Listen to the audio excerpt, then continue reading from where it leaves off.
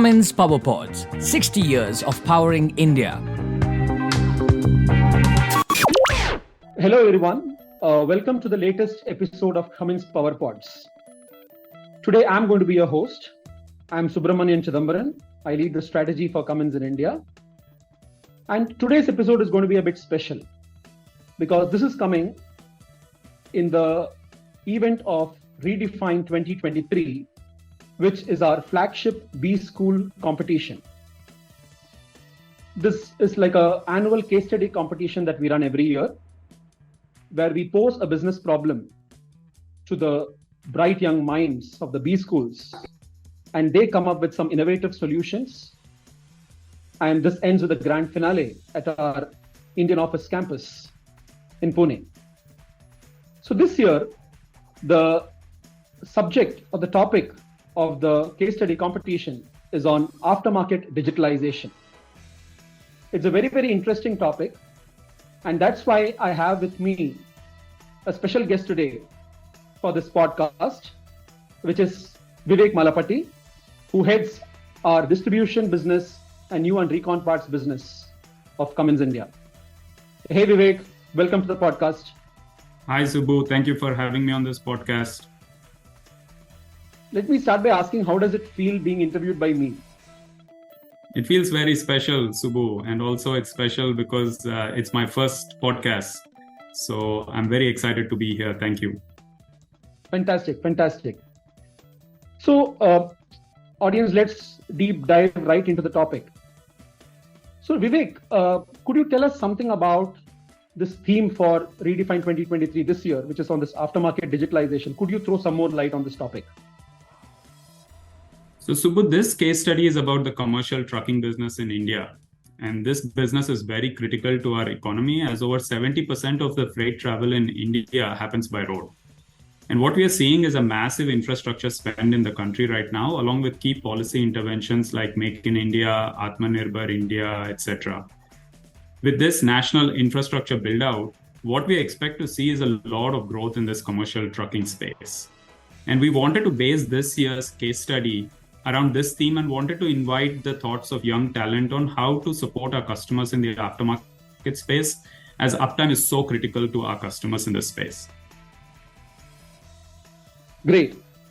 Now, to go a bit more deeper into this topic, Vivek, and for the benefit of the participants as well as the audience, could you throw some light on this entire aftermarket space of this on-highway or commercial vehicles, as we call it?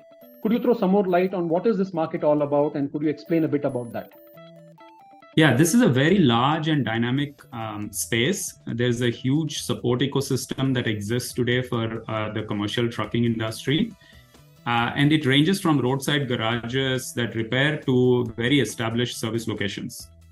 And what our customers have told us is they're facing a few challenges in this space, including dealing with counterfeit parts, getting the diagnosis right the first time, and getting extended life out of their equipment. So these are some things that our customers have shared with us.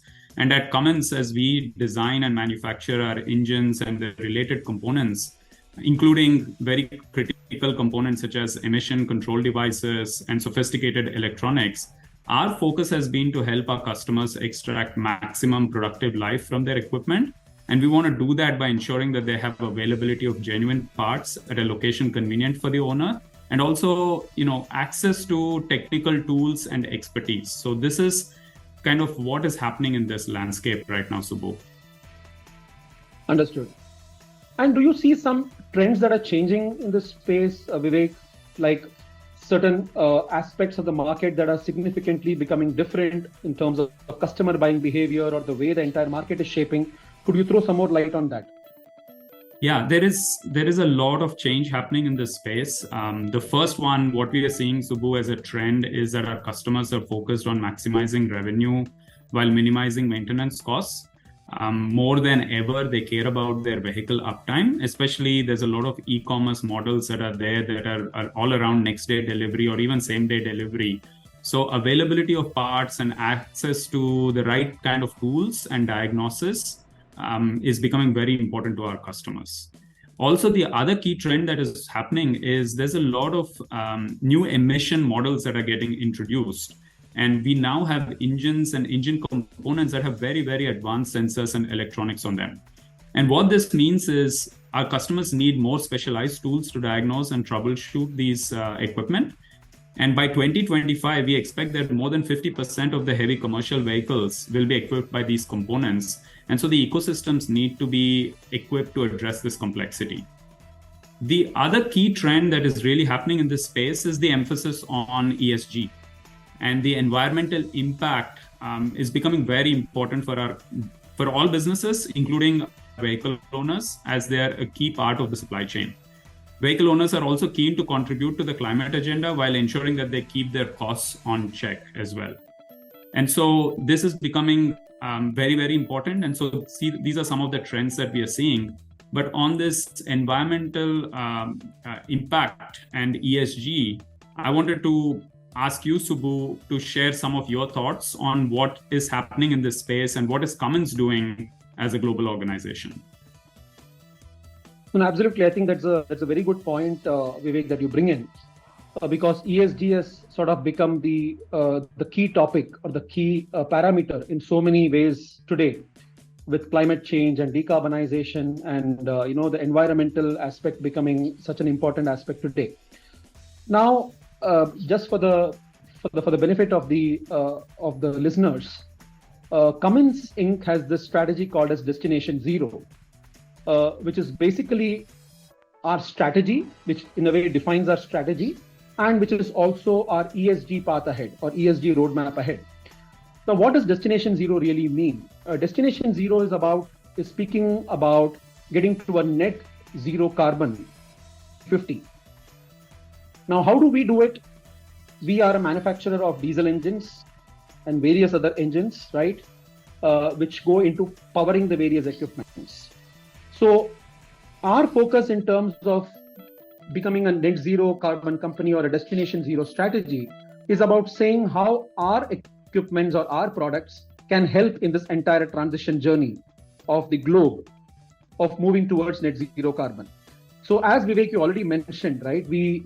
What we sell even today, even we call it diesel engines, what we actually sell are emissionized components and emissionized products, which already mean that we are working on reducing the carbon emissions, because more and more stricter the emissions get, and more these products are suited for these emission norms. You're automatically trying to move down the carbon emissions, and you're moving already towards a net zero carbon state. In addition to that, what we do is that we have these green technologies, which is our new segment, which is called as Accelera, as many of you would have already seen on the public domain, where we have introduced green technologies, which are zero carbon technologies. So a combination of these technologies that help in reducing the carbon emissions on one side through all these emissionized components, and these zero carbon technologies that create a step change in the sort of net carbon emissions that come out. This has been our strategy. And in this, I would like to highlight, especially Vivek, because we are discussing on aftermarket space. One of the business that Vivek heads along with the distribution business is this new and reconditioned parts, right? Which we call as ReCon business. Now, this is going to be a very, very significant aspect of our sustainability strategy, because reconditioning in the market and globally is really picking up to say that once I have given a product, after the product has reached the end of its productive life, how do I rejuvenate the product back? How do I bring back the product to life and extend its life and productivity so that I am not creating another product as a replacement of it? And in the process, I am saving energy, carbon emission, everything that go into the manufacturing of that product. So this is something that is really picking up today, Vivek, in the market. There are people speaking about it, though it is, albeit it is still nascent as a market, it still needs to grow. But definitely as a part of the ESG strategy or decarbonization strategy, I think this, the ReCon business or the reconditioning business is going to be a critical aspect. How we are going to be looking at it. And I'm sure as a part of our strategy, we have, right, as a part of the distribution business and the ReCon business, this is a significant milestone that we have there. Yes, Subbu, you're very right. And the circular economy aspect of this is becoming very, very important to a lot of our customers. As I travel and meet customers, they have shared with me that that is an important element of how they're going to look at their future business. And so thank you for sharing your thoughts on that. Now, coming back to the case study itself, can you share a little bit about your thoughts on, as the students are trying to solve this case, what would you want them to consider, especially the recommendations around the business model?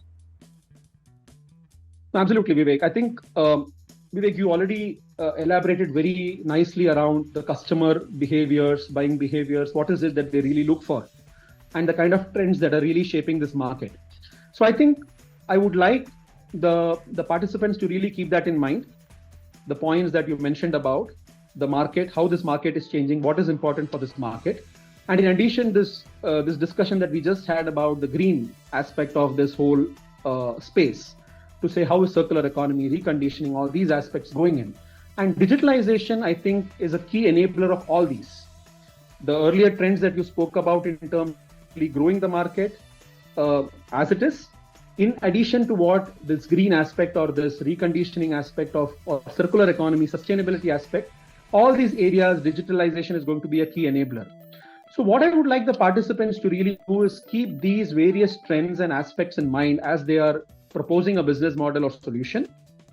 Keep in mind that the business model, this is not an academic exercise. Here we are not doing a pure academic exercise. We are doing an exercise where we want the bright young minds to think about a practical implementable solution for the industry. So they should put this lens of saying that whatever I'm proposing, whatever we are suggesting, is it implementable? Is it practical? Has it happened elsewhere? If it has not happened, if it has to happen, what are the challenges? What are the risks? What is needed to make it happen? So I would suggest that they need to look at it from two parts. One is how innovative is the solution, right? Is it really saying something that is breakthrough, that is something that's not suggested earlier, something that is completely new, it can be a game changer for the market. At the same time, how do we look at it from a practicality lens? How do we look at it from an execution implementability lens? So I would want the participants to think on both these aspects as they are presenting their solutions. I would not be proposing any rigid frameworks or metrics or parameters because these can change. But the key thing that we would be looking for, Vivek, and I think you would agree to that, is to say that how innovative is the solution going to be, right? This is really out of the box thinking, that's something that probably we hadn't thought about much, but that seems to be like a great solution. And what is the practicality lens to that? Even if there is a starting point on the practicality, I do not expect the team to put up an entire execution roadmap, but at least a starting point to say that this is how we could think about it. I think that would be great. Thanks, Subbu. I think what resonates with me from your thoughts is really the implementation of the recommendations. That needs to be very clear. And how do we take that and apply to the business right away? I think that aspect of it should come out along with, as you said, innovative solutions to the problems that we are stating. So I think that makes a lot of sense. Absolutely. And thanks a lot, Vivek, for this wonderful interaction. I think this interaction would have given some more insight to the participants and also for all the listeners who are listening into this. I think this would have been a new area and a new insight into this part of the industry. So I would like to express my gratitude to all the viewers who are listening in, who are seeing into this episode of Cummins Power Pods. Please do take a minute to put in your comment, put in your feedback on this, and we'll look into it and see how we can further improve our interactions. And finally, to the ReDEFINE 2023 participants, from both Vivek and me, I extend the best wishes to them. We are really looking forward to see some of you out in the grand finale that's going to be held in Pune in a few days' time. And let's stay connected with many more interesting episodes of Cummins Power Pods. So until we see next, goodbye. Thank you. Cummins Power Pods, 60 years of powering India in voice.